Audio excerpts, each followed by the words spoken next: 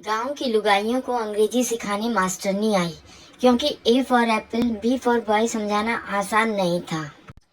तो मास्टरनी ने नया तरीका निकाला।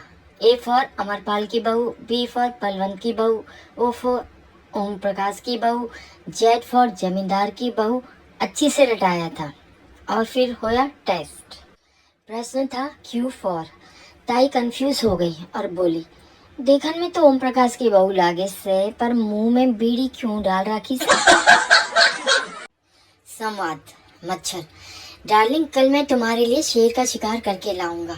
मच्छरी, ठीक है अब सो जाओ। मच्छर, डार्लिंग मैं हाथी को काटूंगा और उसका सारा खून तुम्हारे लिए लाऊंगा। मच्छरी, अच्छा अब सो जाओ।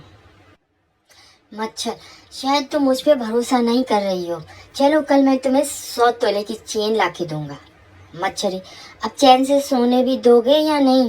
कितनी बार कहा है कि चुनाव में खड़े नेताओं को काटने के बाद घर मत आया करो।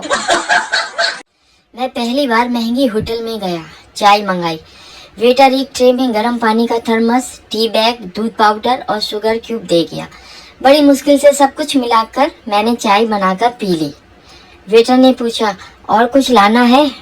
ऐसे तो मुझे गरम गरम समोसे खाने की इच्छा है, पर सोचता हूँ भाई तू इतने छोटे से टेबल में कढ़ाई, तेल, आटा, आलू और गैस का चूल्हा कैसे रखेगा? 2 आदमियों की बीवियां भीड़ में कहीं खो गई, जिसमें से एक ग्वालियर से और एक दिल्ली से था। अपनी अपनी बीवी ढूंढते हुए आपस में टकराए। तुम्हारी वाली की पहचान? ग्वालियर वाले ने दिल्ली वाले से पूछा। दिल्ली वाला बोला, उम्र 25 साल, हाइट 5 फुट 7 इंच, गोरी भूरी आंखें, तीखे नए नक्श और पतली है।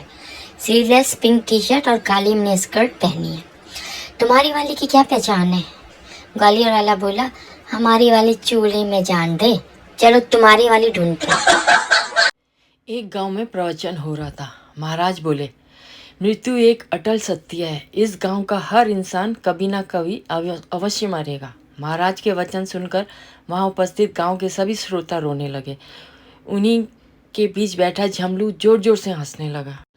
महाराज को उस पर बहुत दया आई। उन्होंने पूछा, क्यों हंस रहे हो? झमलू बोला, मैं इस गांव का नहीं हूँ। महाराज ने तबला फेंक के मारा।